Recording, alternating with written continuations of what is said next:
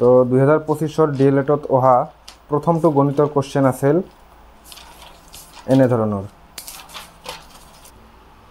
তো প্ৰথমটো কোশ্চেন আছিল যদি বিয়োগ পূৰণ হয়, অৰ্থাৎ বিয়োগটো কি বুজাব? পূৰণ। আৰু দশমিকটো কি বুজাব? বিয়োগ। আচ্ছা, যোগ চিহ্নটোৱে বুজাব হৰণ, আৰু হৰণ চিহ্নটোৱে বুজাব যোগ। যদি এনেকুৱা হয় তেতিয়াহ'লে চাৰিটা অপশ্যন দি আছিল, তাৰ কোনটো শুদ্ধ হ'ব? তো অপশ্যন চাৰিটা আছিল, এটা এই অপশ্যনত দি আছিল 17.1 -4 ডিভাইডেড বাই 8 ইকুৱেল 29। এইটো সঁচা হয় নে নহয় চাব লাগে।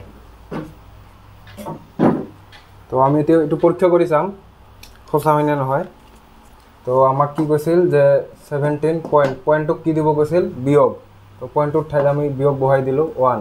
বিয়োগ আছে, বিয়োগৰ ঠাইত আমাক দিব লাগিব পূৰণ। আকৌ হৰণ আছে, হৰণৰ ঠাইত দিব লাগিব যোগ। তেতিয়াহ'লে কিমান হ'ব? 17 বিয়োগ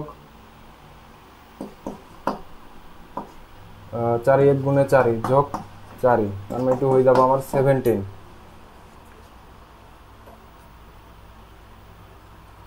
বি নাম্বাৰত দিয়া আছে 15 -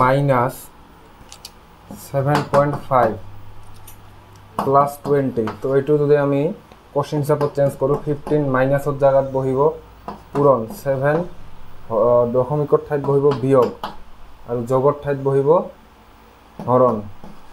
তেতিয়াহ'লে কি হ'ব? এইটো কিমান হয় পূৰণ দিলে? 17 × 5 = 105 বিয়োগ এইটো কিমান হয়? 5 হৰণ এইটো কিমান হ'ব? তাৰমানে 5 × 20 হৰণ 1/4। তো তেতিয়া এইটো দিলে কিমান হ'ব? এইটো নাহিব মুঠতে, অপশ্যনত দিয়া আছিল 104 নাহিব। তো চি নম্বৰটো লৈছোঁ, চি নম্বৰটো হ'ব লাগে। চি নম্বৰত দিয়া আছিল 25 হৰণ 7.2 বিয়োগ 5 ইকুৱেল 22। এতিয়া কি হ'ব? 25 হৰণৰ ঠাইত বহিব যোগ 7, দশমিকৰ ঠাইত বহিব বিয়োগ 2, আৰু বিয়োগৰ ঠাইত বহিব আমাৰ পূৰণ 5। তেতিয়াহ'লে কি হ'ব? 25 যোগ 7, এইটো কি হ'ব? বিয়োগ 5 × 2 = 10, 32 বিয়োগ 10, তাৰমানে 22। এইটো মিলি গৈছে, তাৰমানে আমাৰ অপশ্যন চিটোৱে শুদ্ধ হ'ব। তো প্ৰথমটো কোশ্চেনৰ অপশ্যন চি হৈ যাব আমাৰ শুদ্ধ উত্তৰ। নেক্সট কোশ্চেনটোত দিয়া আছে ৰোহিতে ঘৰৰ পৰা অফিচলৈ সদায় প্ৰথমে 5 কিলোমিটাৰ পূব দিশলৈ যায়। তো দিশৰ গণিত দিয়া আছে, দিশৰ গণিত দিয়া থাকিলে মই কোঅৰ্ডিনেটৰ সহায়ত কৰোঁ। তো এইটো ধৰি ল'লোঁ ৰোহিতৰ ঘৰ, ইয়াৰ পৰা কি কৰিছে? 5 কিলোমিটাৰ পূব দিশত। তো এইটো পূব, পশ্চিম, উত্তৰ, দক্ষিণ হিচাপত ধৰি ল'লে হ'ল। তো ইয়াৰ পৰা আৰম্ভ কৰিলে 5 কিলোমিটাৰ গ'লে পূব দিশলৈ, তাৰমানে এই বিন্দুটোৰ স্থানাংক কিমান হ'ব? 5,0।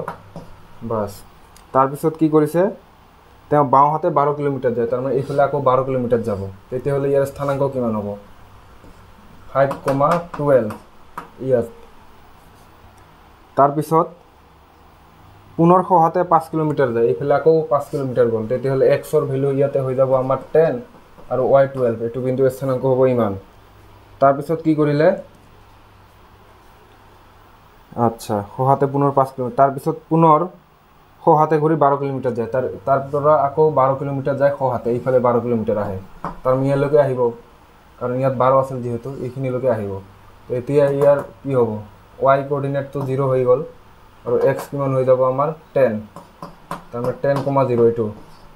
তো তেতিয়া কৈছে এতিয়া ঘৰৰ পৰা অফিচৰ দূৰত্ব কিমান? ঘৰ আছিল এইটো হোম, আৰু এইটো হৈ গ'ল আমাৰ অফিচ। ইয়াৰ পৰা এইখিনি ডিষ্টেঞ্চ কিমান? 10। তো 10 কিলোমিটাৰ, ইয়াত যিহেতু কিলোমিটাৰত আছে, গতিকে ইয়াৰ উত্তৰ হৈ যাব 10 কিলোমিটাৰ। কোঅৰ্ডিনেটত কৰিলে সুবিধা আছে, কাৰণ কেতিয়াবা যদি পইণ্টটো ইয়াত থাকিল হয়, কথাৰ কথা 10,3, তেতিয়াও আমি উলিয়াব পাৰিলোঁ হয় বাই ডিষ্টেঞ্চ ফৰ্মুলা ইজিলি। তো তেনেকুৱা বেলেগ বেলেগ ঠাইত যিকোনো ঠাইত থাকিলে আমি উলিয়াব পাৰিম, এইকাৰণে কোঅৰ্ডিনেট দি কৰাটো উত্তম। তাৰপিছত নেক্সট কোশ্চেন লৈ আহিছোঁ। নেক্সট কোশ্চেনত কি কৈছে? তাৰপিছত আৰু এটা কোশ্চেন দি আছে 30 জন মানুহে এটা কাম 18 দিনত সম্পূৰ্ণ কৰে সেই কামটো 9 দিনত সম্পূৰ্ণ কৰিবলৈ কিমান মানুহ লাগিব তো ইয়াত মানুহৰ সংখ্যা 9 জন আৰু দিন লাগে সৰি ইয়াত প্ৰথমে কি হৈছিল ওয়াৰ্কাৰ আছিল 30 জন আৰু ডেজ লাগিছে কিমান ডেজ লাগিছে কামটো কৰিবলৈ 18 দিন তো টোটাল ইউনিট অফ ওয়ার্ক কিমান হ'ব টোটাল ওয়ার্ক এই দুটো পূরণ দিব লাগিব 30 পূরণ 18 এনেকৈ ৰাখিছো এতিয়া কি কৈছে যে যদি কামটো 9 দিনত সম্পূৰ্ণ কৰিব লাগে তেতিয়াহ'লে ওয়াৰ্কাৰ কিমান লাগিব ধৰিছো x বুলি তো ইয়াৰ পূৰণফল কিমান হ'ব লাগিব এই টোটাল ওয়াৰ্কটোৱে থাকিব লাগিব দিস এই 9টো এইফালে গলে হৈ যাব হৰণ এটু বুঝায় আমাৰ দুইবাৰ তাৰ মানে 60 অৰ্থাৎ ওয়াৰ্কাৰ কিমান লাগিব 60 তো 9 দিনত সম্পূৰ্ণ কৰিবলৈ ওয়ার্কার লাগিব 60 এটু যেটো অপশনত আছে সেইটো হৈ যাব শুদ্ধ উত্তৰ অপশন আছে ডি গতিকে option D will be the correct answer তার পিছত আইছো নেক্সট কোশ্চেন লৈ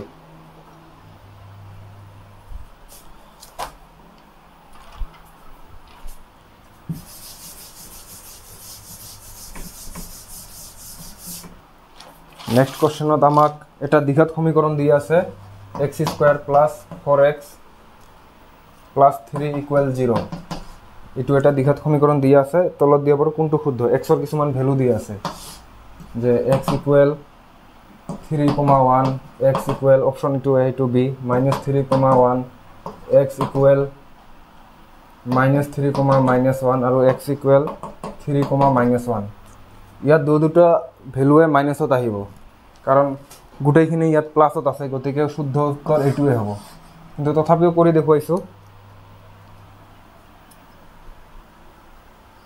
এটো কি কৰিব পৰা যায় x² + 3 + 1 বুলি লিখিব পৰা যায় = 0 তার মানে x² + 3x + x + 3 = 0 ইয়াৰ পৰা x কমন ললে x + 3 আকৌ 1 ৰাখিলে x + 3 লিখিব পৰা যায় = 0 তো x + 3 x + 1 = 0 তো দুটো বস্তুৰ পূৰণফল 0 হলে কমায়ও এটা 0 হ'ব লাগিব এই কাৰণে আমি এইদার এইটো 0 হ'ব নাইবা x + 1 এইটো 0 হ'ব বা দুটাই 0 হ'ব পাৰে অর দিছো তো দুটা 0 হলেও কথা নাই যিকোনো এটা কমসে কম হ'ব তাৰ মানে তো x এর ভ্যালু কোনটো আহিল -3 -1 এটো আগতে মই কৈ দিছিল এটো হ'ব বুলি কাৰণ ইয়াত গুটেইখিনিতে প্লাসে আছিল গুটেইখিনি প্লাস থাকিলে দুটা মাইনাসতে আহিব মূল option C will be the correct answer next লৈ আইছো নেক্সট এটা কোশ্চেন দি আছে যদি a আৰু b দুটা অখণ্ড সংখ্যা যাৰ গসাউ 1 তেন্তে নিম্নলিখিত কোনটো গসাউ a মানে দি আছে ইয়াত HCF বা GCD a, b = 1 অর্থাৎ সংখ্যা দুটা কো-প্রাইম সহমৌলিক তেতিয়া HCF বা GCD বুলি ক'ব পাৰি a + b, a - b কিমান হ'ব এইটোৰ উত্তৰ হ'ব 1 বা 2 1 or 2 option D will be the correct answer 1 or 2 আৰু এটো কেনেকৈ হল এটো যদি প্ৰুফ কৰিব লাগে তেতিয়া হলে তাৰ কাৰণে এটা সেপাৰেট ভিডিও বনাই দিম কমেন্ট কৰিবা তাৰ পিছত আহিছো নেক্সট কোশ্চেন লৈ দিয়া আছে কোণ এটাৰ মাপ তাৰ পূৰক কোণৰ মাপৰ দুগুণ হলে কোণটোৰ মাপ কিমান হ'ব আচ্ছা ধৰি ললো কোণটো x তো তাৰ পূৰক কোণ কি হ'ব পূৰক মানে দুটাৰ যোগফল 90 ডিগ্ৰী হ'ব লাগে তার মানে 90 - x হ'ব তো প্রশ্নত কি কৈছে আকৌ যে তার পূরক কোণৰ দুগুণ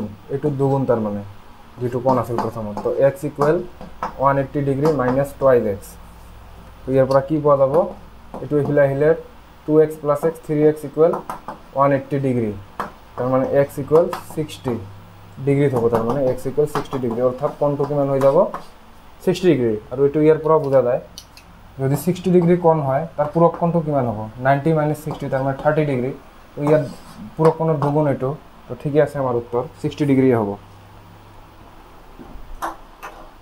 তার পিছত নেক্সট লৈ আহিছো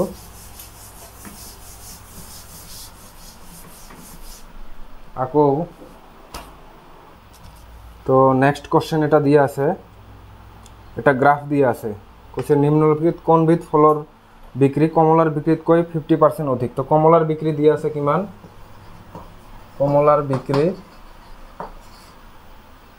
আমাৰ আছে 20 তো তো তাতকৈ 50% অধিক, তাৰমানে 20 প্লাছ 50% অফ 20 এইটো হ'ব, যিটো আমাক উলিয়াব লাগে সেই ফলটোৰ বিক্ৰী। তাৰমানে 20 আৰু 10ৰ 50% মানে 10, তাৰমানে 30। তো যিটো ফলৰ বিক্ৰী 30 সেইটোৱে হ'ব শুদ্ধ উত্তৰ। আৰু এইটো আছে আপেল, গতিকে আপেল হৈ যাব আমাৰ শুদ্ধ উত্তৰ। অপশ্যন আছে এইটো আমাৰ চি। তো apple option C will be the correct answer. তাৰপিছত কুৱেশ্যন দিছে এটা, ইয়াত কোনটো শুদ্ধ সেইটো উলিয়াব লাগে। তো কুৱেশ্যনটোত কৈছে যে সকলো মৌলিক সংখ্যাৰ কমপক্ষেও দুটা মৌলিক উৎপাদক থাকে। তাৰপিছত কৈছে সকলো মৌলিক সংখ্যাৰ কমপক্ষেও দুটা মৌলিক উৎপাদক থাকে। সকলো মৌলিক সংখ্যাৰ কমপক্ষেও দুটা মৌলিক উৎপাদক থাকে। মৌলিক সংখ্যা যেনে 3, ইয়াৰ মৌলিক উৎপাদক কেইটা আছে? 1 আৰু 3, দুটা আছে, কমপক্ষেও নহয়, দুটাই থাকে। তো এই কথাটো অশুদ্ধ। গতিকে এই কথাটো কি? অশুদ্ধ। এ নম্বৰটো। বি নম্বৰত কৈছে প্ৰতিটো যুগ্ম সংখ্যাৰ এটা মৌলিক উৎপাদক হয়। যিকোনো যুগ্ম সংখ্যা যেনেকৈ 40, ইয়াৰ 2ৰে ভাগ যাব না নাই? যাব। গতিকে 2 এটা যিকোনো যুগ্ম সংখ্যাৰে মৌলিক উৎপাদক। গতিকে option B will be the correct answer. বাকীকেইটা অশুদ্ধই হ'ব, কাৰণ শুদ্ধটো উলিয়াব দিছে। তো শুদ্ধটো আমি বি অপশ্যনতে পাই গ'লোঁ, গতিকে বাকীখিনি আৰু যাবৰ দৰকাৰেই নহয়। তথাপিও কৈ দিছোঁ, অপশ্যন চিত কৈ কি হৈছে? সংখ্যা এটাৰ মৌলিক উৎপাদক বিশ্লেষণ অদ্বিতীয় নহয়। এইটো অশুদ্ধ কথা। সংখ্যা এটাৰ মৌলিক উৎপাদক বিশ্লেষণ সদায় অদ্বিতীয়। এইটো পাটিগণিতৰ মৌলিক উপপাদ্য বুলি কোৱা হয়। ক্লাছ 10ৰ চেপ্টাৰ 1তো দেখিবলৈ পোৱা যায়। সকলো স্বাভাৱিক সংখ্যাৰে এক এটা মৌলিক উৎপাদক হয়। কথাটো হয়নে নহয়? সকলো স্বাভাৱিক সংখ্যা, যেনে ৰেণ্ডমলি 7 লৈছোঁ, ইয়াৰ হয়। কথাটো হয়নে নহয়? সকলো স্বাভাৱিক সংখ্যা, যেনে ৰেণ্ডমলি 7 লৈছোঁ, ইয়াৰ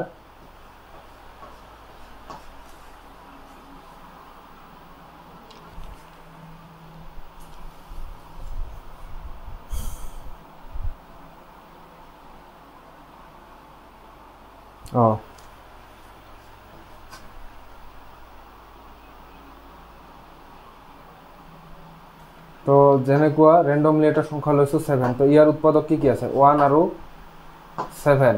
তো মৌলিক উৎপাদক কি ইয়াৰ? 7। 1টো উৎপাদক, কিন্তু মৌলিক উৎপাদক নহয়, কাৰণ 1টো এটা মৌলিক সংখ্যা নহয়। আৰু কিয় মৌলিক সংখ্যা নহয় সেইটো মই অলৰেডি এক্সপ্লেইন কৰিছোঁ এটা ভিডিঅ'ত, তো সেইটো চাব পাৰিবা।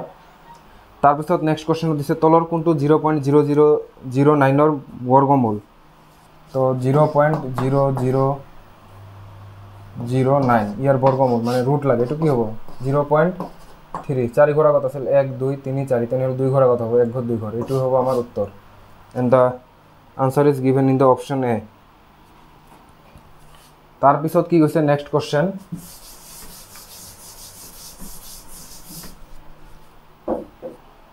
অনুপমাই ক'লে দুটা পূৰ্ণ সংখ্যাৰ পূৰণফল সদায় এটা পূৰ্ণ সংখ্যা, মানে পূৰ্ণ সংখ্যা পূৰ্ণ সংখ্যা ইকুৱেল পূৰ্ণ সংখ্যা। এইটো কোন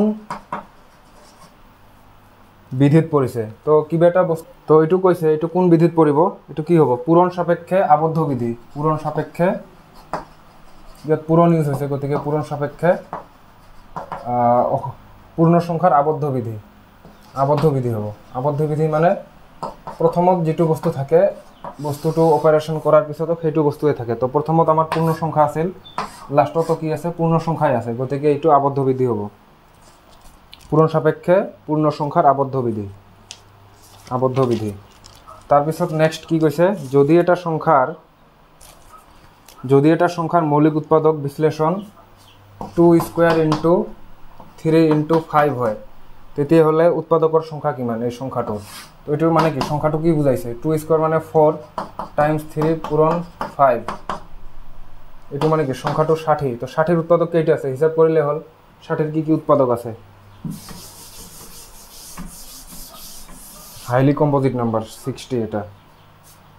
তো 60ৰ উৎপাদক বৰ হ'ব 1 2 3 4 5 6।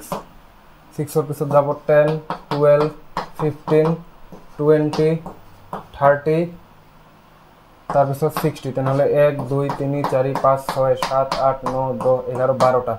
উৎপাদকৰ সংখ্যা কিমান? 12টা। Which is given in the option D 12 হব ইয়ার উত্তর উৎপাদকৰ সংখ্যা তাৰপিছত কি কৈছে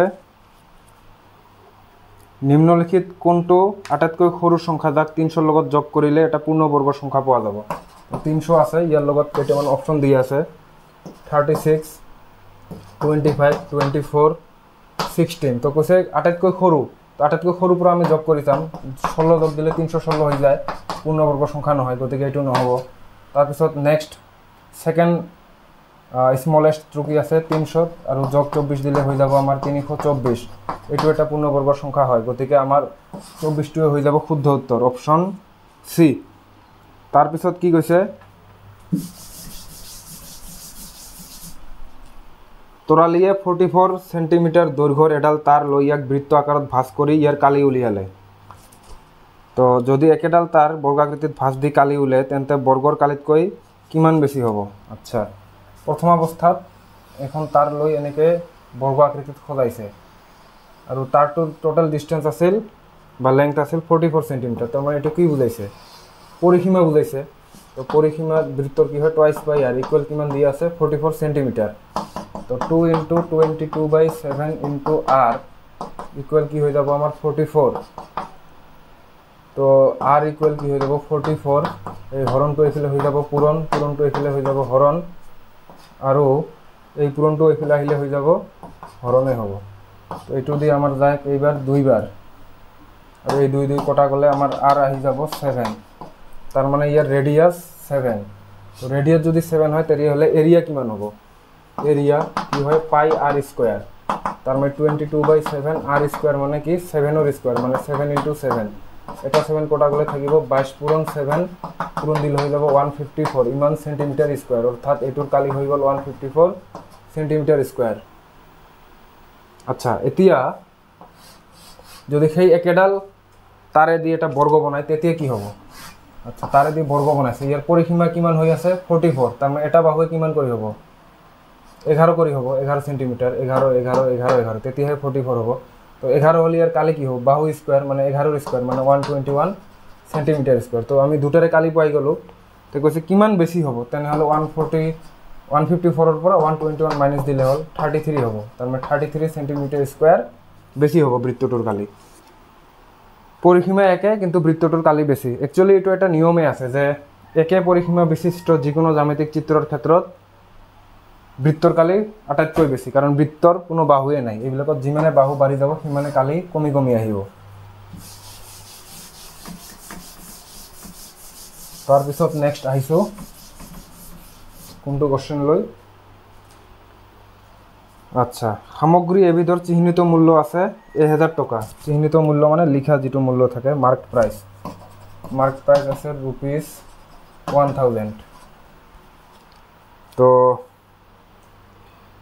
প্রদত্ত সামগ্ৰীবিধত তপন দোকানীয়ে 100 টকা ৰেহাই দিলে তপন ডিসকাউন্ট কিমান ₹100 আচ্ছা ₹100 আকৌ আনজন দোকানীয়ে দিছে 12% ৰেহাই সেই দোকানীজনৰ নাম মদনে কিমান দিছে 12% তো 12% অফ 1000 তো কিমান হয় 12% মানে কি 12/100 ইনটু 1000 ইমান টকা তো দুটা শূন্য কাটিব 120 টকা আমি ৰেহাই দিছে কিমান টকা 120 টকা তো এতিয়া কোনটো শুদ্ধ হ'ব অপচনৰ লগত এটো হল মদনে ৰেহাই দিছে 120 টকা আৰু তপনে ৰেহাই দিছে 100 টকা তাৰ মানে কি মদনে 20 টকা বেছি ৰেহাই দিছে অপচন বি টো শুদ্ধ হৈ যাব মদনে 20 টকা বেছি ৰেহাই দিছে কাৰণ তপনে দিছিল 100 ই দিছে 120 তো মদনে 20 টকা বেছি ৰেহাই দিয়ে এটো হ'ব শুদ্ধ উত্তৰ তাৰ পিছত কোশ্চেন লৈ আহিছো তাৰ পিছত কি কৈছে ত্ৰিভুজ এটাৰ কথা কৈছে ত্ৰিভুজ এটা লৈছো এ বি সি ইয়াৰ কি কৈছে এ বি আৰু এ সি সমান তাৰ মানে সমদ্বিবাহু ত্ৰিভুজ আৰু এংগেল বি 50 আমি জানো সমদ্বিবাহু ত্ৰিভুজৰ ভূমি সংলগ্ন কোণ দুটা সমান হয় নাইবা আমি বেলেগ ধৰণে ক'ব পাৰো যে ত্ৰিভুজ এটাৰ সমান বাহুৰ বিপৰীত কোণ দুটা সমান তো ইয়াৰ এই দুটা বাহু সমান অৰ্থাৎ এই বাহুৰ বিপৰীত কোণ এইটো আৰু এইটো বাহুর বিপরীত কোণ এইটো, এই দুটো সমান হ'ব, অর্থাৎ এইটোও তার মানে কিমান হৈ যাব 50 ডিগ্ৰী। আমাৰ এংগেল এইটো লাগে, তো আমি জানো ত্ৰিভুজ এটাৰ তিনিওটা কোণৰ সমষ্টি কিমান হ'ব লাগে 180 ডিগ্ৰী। তো এংগেল এ প্লাস 50 ডিগ্ৰী প্লাস 50 ডিগ্ৰী কিমান হৈ যাব 180 ডিগ্ৰী। তো তাৰ মানে এংগেল এ প্লাস 100 ডিগ্ৰী ইকুয়াল 180 ডিগ্ৰী। তো তাৰ মানে এংগেল এ কিমান হৈ যাব 80 ডিগ্ৰী। ইয়াত যদি 80 হয় তেতিয়াহ'লে এই দুটা মিলি 100 আৰু 80 180 হৈ যাব। তাৰ মানে এংগেল এৰ মান হৈ যাব 80 ডিগ্ৰী। ওকে, তাৰ পিছৰ কোশ্চেন লৈ আহিছো।